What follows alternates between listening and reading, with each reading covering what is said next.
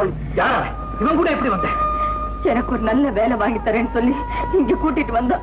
கண்ணு எங்க? அவரு என் கூட தான் வந்தாரு.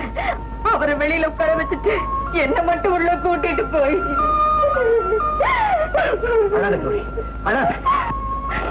நீங்க மட்டும் வரலன்னா இந்நேரம் என் மானமே பறி போயிருக்கும். என் கற்பை காப்பாத்திக்கிறதுக்காக கத்தனே கதவு. பாவம், வெளியில உட்கார்ந்து இருக்கிற அண்ணனுக்கு தான் ஒண்ணுமே கேட்காது. ஆண்டவன் தான் உங்களை அனுப்பி வச்சான். கண்ண வெளியே உட்கார்ந்துருதான் சொன்னியே, எங்க அவனை காணோம்? தெரியலையே.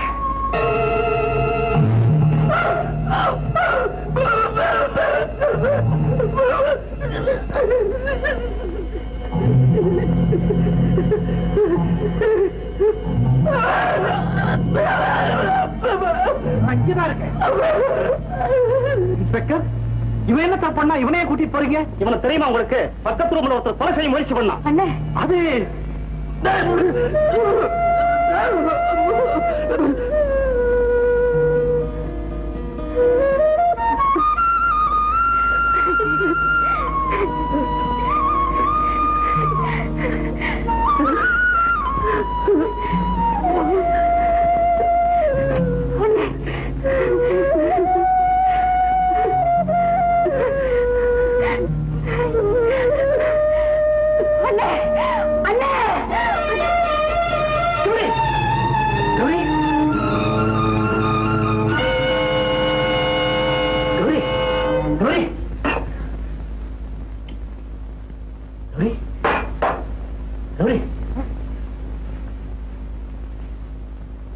சூடா ஏதாவது சாப்பிடுறியா?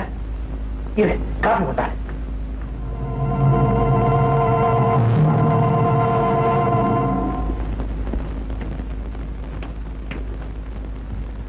கௌரி, கௌரி,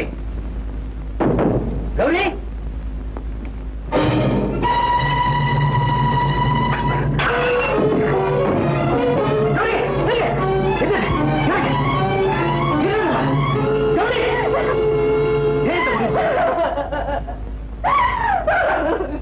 உனக்கு என்ன?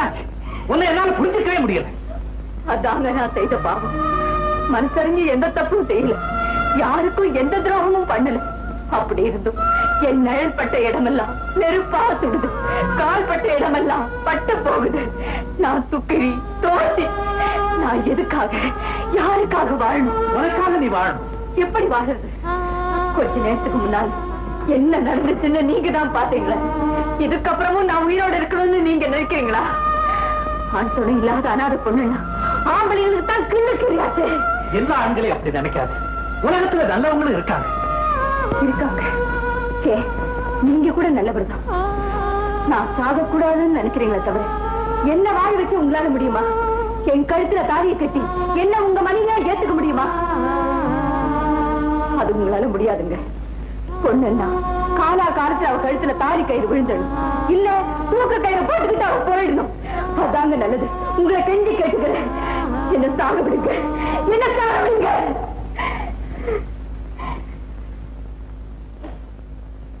இல்ல கௌரி, நான் வாழ வைக்கிறேன்.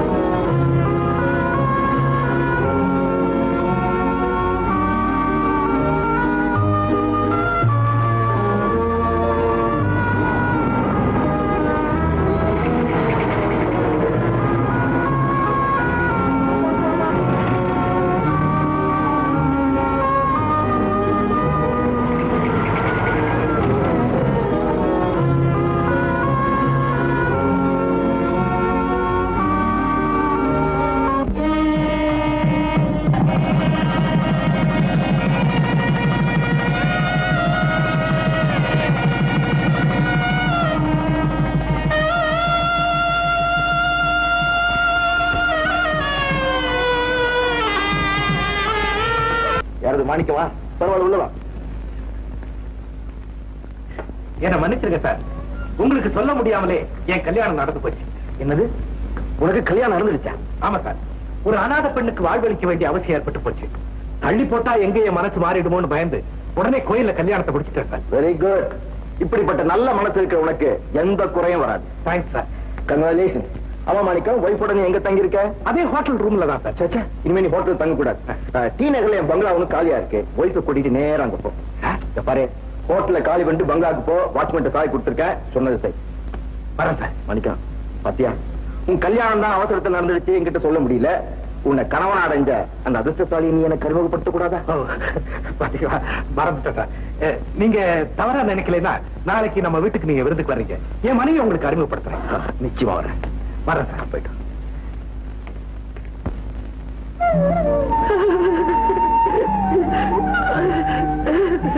புண்ணியத்துல சௌக்கியமா இருக்கும். அண்ணே, எங்க 2 பேருக்கு கல்யாணம் ஆயிடுச்சு. கணவன் மனைவியா எங்களை பார்த்தா நீ சந்தோஷப்படுவேன்னு அவனை பார்க்க வந்தோம். எங்களை ஆசீர்வாதம் பண்ணு.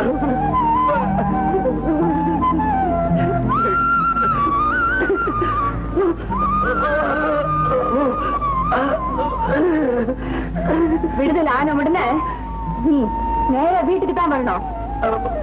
எங்க வீட்டுக்கு.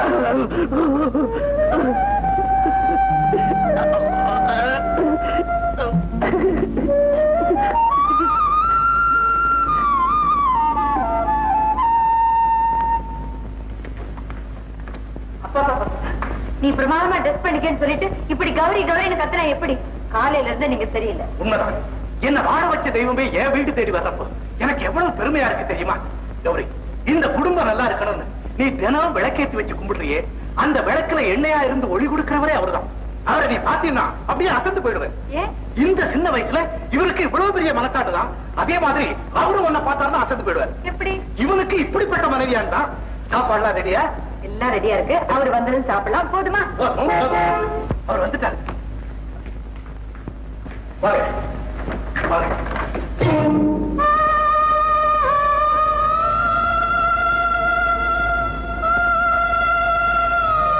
எனக்கு தெரியும். நான் கௌரி கிட்ட சொல்லிக்கிட்டு இருந்தேன், அவரை பார்த்தா நீ அசந்துருவேன். கௌரி, நான் சொல்றது சரியா போச்சுல்ல? ஏன் அங்கே இருக்கிறீங்க? வாங்க. இதான் என் மனைவி கௌரி. ஆஹா, இதை வச்சுக்க. இதெல்லாம் எதுக்கு சார்? இது உனக்கு இல்ல, உன் மனைவிக்கு. பிரிச்சு பாரு. இது இவ்வளவு பொருத்தமான பரிசா இருக்கும்னு நான் எதிர்பார்க்கவே. ஓ, தாஜ்மஹால் பொருத்தமான பரிசு தான். கணவன் மனைவி அன்புக்கு உதாரணமா இருக்கிற நினைவு சின்னம். அது மட்டும் இல்ல, ஷாஜஹானை விட்டு மும்தாஜ் போன பிறகும் அவன் அவளை மறக்கல. சாகர வரைக்கும் அவனால மறக்கவும் முடியல. அதுக்கு அத்தாட்சி தான் இந்த தாஜ்மஹால். ஆமாமா, பேசிட்டே நின்னா எப்படி? வாங்க சாப்பிட போறோம். இல்ல, உன் மனைவியை பார்த்த உடனே என் வயிறு நிரம்பி போச்சு. பெரிய விருந்தே சாப்பிட்ட மாதிரி ஒரு ஃபீலிங். என்னங்க இது? பரவாயில்ல மாணிக்கம், விருந்து சாப்பிட்ட உடனே வெத்தலை பாக்கு போட்டுக்கணும் இல்லையா? அதை மாத்திரம் கொடுப்போம். இதோ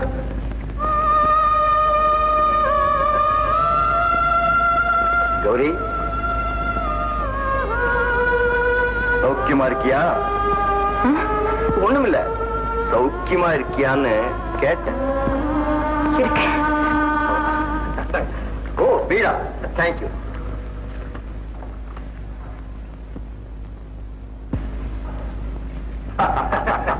வாய் நல்லா செவந்திருக்கு சார்.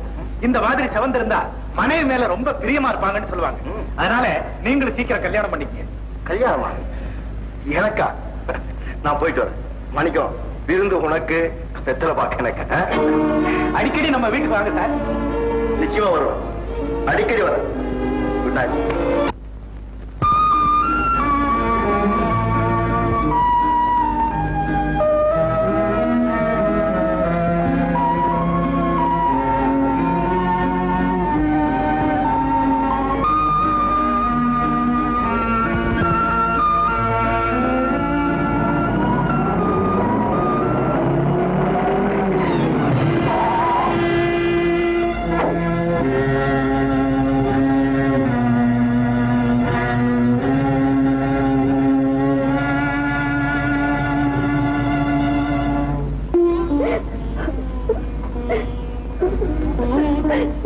இத பாருமா, உனக்கு உடம்புக்கு ஒண்ணும் இல்ல, சாதாரண அதிர்ச்சி தான் டாக்டர் சொல்லிட்டார்.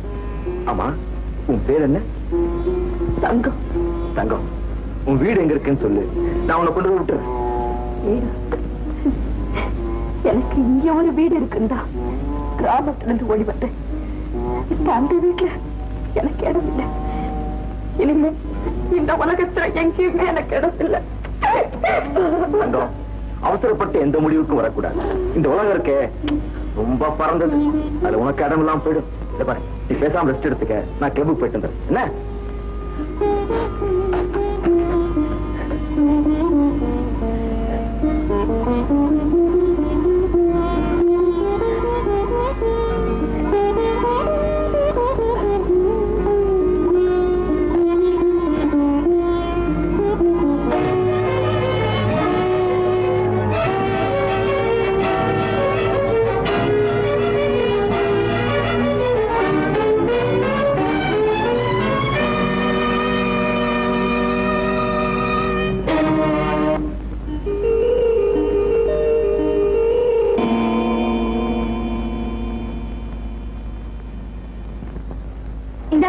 என்னம்மா இவரை தெரியாதா? இவர்தான் மாணிக்கம். இந்த கிளப்ல இவர் தான் டெய்லி பாடுறாரு. இவர் எங்க தங்கியிருக்காருன்னு தெரியுமா? நம்பர் 11 சோமசுந்தரமூர்த்தி தெரு, மாம்பலம்.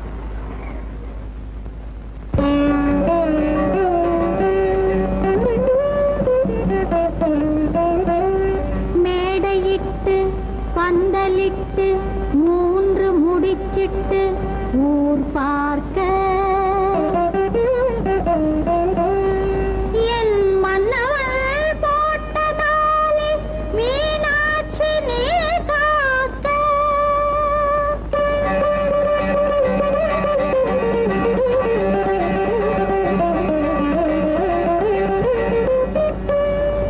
நான் கொண்ட மாங்கல்யம் நாள்தோறும் நிலைத்திருக்க நீ கொண்ட கண்ணாலே அருள் தாயே.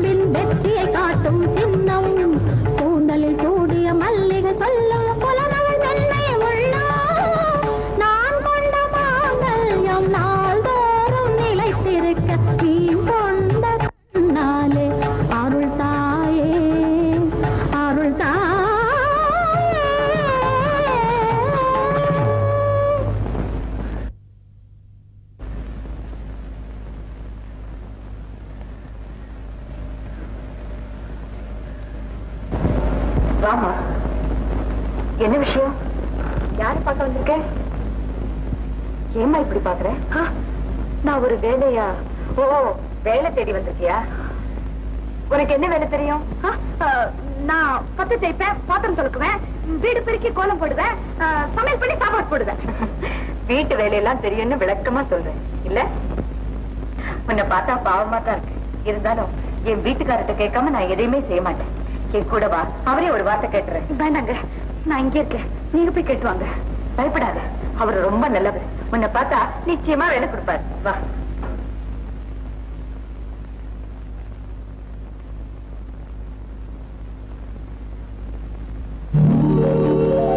அத்தா, அத்தா,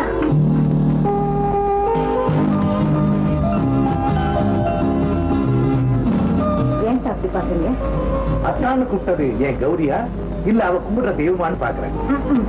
தெய்வம் வந்திருந்தா அத்தான்னு கூப்பிடாது, பத்தானா கூப்பிடும். சரி, என்ன சமாச்சாரம்?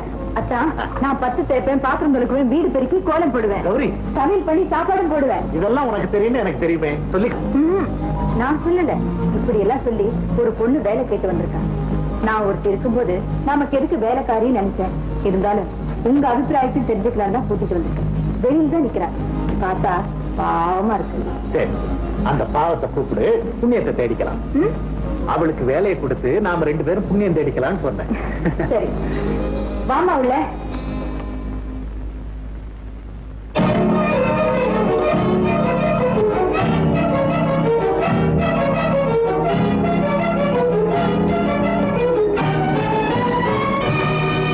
என்னத்தா இப்படி அசந்து போய் நிக்கிறீங்க? முன்ன பின்ன எங்கேயாவது பாத்துருக்கீங்களா? இவ்வளவு தெரியுமா உங்களுக்கு? நல்ல கேள்வி கேட்டீங்க போங்க. நான் எங்க பிறந்து வளர்ந்து இப்பதான் இந்த ஊருக்கே வந்திருக்கேன். என்ன எப்படி அவருக்கு தெரியும்? அறிமுகமே இல்லாத பொண்ணை பார்த்த உடனே என்ன பேசுறது, எப்படி பேசுறதுன்னு தெரியாம அப்படியே அசந்து நின்று இருப்பாரு. என்னங்க, அப்படித்தானே? ஆமா. என்ன மாதிரி வேலை கேட்க வந்தவங்கிட்ட பேசுறதுக்கு என்னங்க இருக்கு? இந்தாமா, உன் பேர் என்ன? நீ என்ன வேலை செய்வ? உனக்கு எவ்வளவு சம்பளம் வேணும்? அவ்வளவுதானே. உடனே பதில் சொல்லிடுறேன். ஒத்து வந்தா வச்சுங்க, இல்ல அனுப்பிச்சிருங்க. அடடே, நீ வேலை கேட்கிற விதமே நல்லா இருக்கு. பதிரியும் நீயே சொல்லிட. சொல்றேன். என் பேரு தங்கம். வீட்டு வேலை ஒண்ணு விடாம செய்வேன். சம்பளம் வேண்டாம், சாப்பாடு போட்டு உங்க வீட்டோட வச்சுங்க, அது போதும். எப்படி, நான் சரிப்பட்டு வருவேனா உங்களுக்கு? அது இருக்கட்டும். ஏமா, உன்னை பார்த்தா நல்ல குடும்பத்துல பிறந்து நல்லா வாழ்ந்த பொண்ணு மாதிரி இருக்கியே, உனக்கு ஏமா இந்த நிலைமை வந்தது? ஓ, அத கேக்குறீங்களா? அது பெரிய கதை முதலாளி. வேலை கொடுக்கறதுக்கு முன்னாடியே முதலாளின்னு ஆரம்பிச்சுட்டே. வேலை கொடுத்தாலும் கொடுக்காம போனாலும் இவர் எனக்கு முதலாளி தாங்க. ஏன்னா நான் வேலை கேட்டுட்டேனே. என் கதைக்கு வாங்க. நான் ஒருத்தரை காதலிச்சேன். தப்புதான், காதலிச்சுட்டேனே. பசங்களுக்கு போய் பணம் சம்பாதிச்சுட்டு வந்து கல்யாணம் பண்ணிக்கிறேன்னு சட்டம் பண்ணிட்டு போனவர் தான். திரும்பி வரவே இல்லை. உங்க அம்மா சும்மா இருப்பாங்களா? எனக்கு வேற ஒரு இடத்துல கல்யாணத்துக்கு ஏற்பாடு பண்ணிட்டாங்க. நான் என்ன செஞ்சேன் தெரியுமா? நான் தான் ரொம்ப புத்திசாலியாச்சு. தாய் 8 அடி பஞ்சா, குட்டி 16 அடி பாயம் எழுதி வச்சுட்டு அவர் எனக்காக காத்திருப்பாருன்னு இங்கே அவரை பாத்தியம்மா? பார்த்தனே. பார்த்து என்ன பிரயோஜனம்? நான் தொட முடியாத அளவுக்கு அவர் என்ன விட்டு எத்தனையோ அடி தாண்டி போயிட்டாருமா. எங்க போயிட்டாரு? எங்கேயும் போகல, இங்கேதான் இருக்காரு. ஆனா வேற ஒரு பொண்ணை கல்யாணம் பண்ணிக்கிட்டு சௌக்கியமா இருக்காரு. உன்னை மறக்கிறதுக்கு அவருக்கு எப்படித்தான் மனசு வந்துச்சோ, அத அவரைத்தான் கேட்கணும். ஆனா அவர் பெரிய ஆடுமா. என்கிட்ட சொன்ன மாதிரியே பட்டணத்துக்கு வந்து பணம் சம்பாரிச்சு குத்தனமா கட்டி வச்சிருக்காரு. ஆனா எனக்கு கொடுத்த சத்தியத்தை தான் பெரிய பட்டணமா கட்டி எரிஞ்சுட்டார் அந்த கருணாமூர்த்தி. என்னம்மா செய்யுது? கருணாமூர்த்தியான கடவுளே சிலருக்கு கர்ணகடூரமா தெரியும் போது அவன் படைச்ச மனுஷனை குறை சொல்லி என்ன பிரயோஜனம்? ஆனா இவர் எப்படிப்பட்டவர் தெரியுமா? தன்னுடைய அந்தஸ்தையெல்லாம் தூக்கி எறிஞ்சிட்டு அனாதையான என்ன கல்யாணம் பண்ணிக்கிட்டாரு. என் மானத்தை காப்பாத்துறதுக்காக மனைவிங்கிற பெரிய ஸ்தானத்தையே எனக்கு கொடுத்திருக்காரு. அவர் செஞ்சது சரியா தப்பான்னு தெரிஞ்சுக்கத்தானே நான் வந்திருக்கேன். நீ யாரு சொல்ற?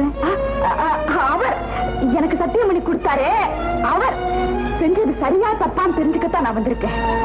அதனாலதான் அவரோட வீட்டுக்காரியா வாழ வேண்டியவர் வேலைக்காரியா வந்து நிக்கிறேன். அப்படி எல்லாம் சொல்லாது. உன் வேதனை எனக்கு புரியுது. அத்தா, தங்கம் இங்கே இருக்கட்டும். அவர் செஞ்சது சரியா தப்பான்னு இவ தெரிஞ்சுக்க நாம உதவி செய்யணும். அது போதுங்க எனக்கு. இங்க நல்லா இருக்கும். வா தங்க, கீழே போலாம். குளிச்சுட்டு டிஃபன் சாப்பிடு.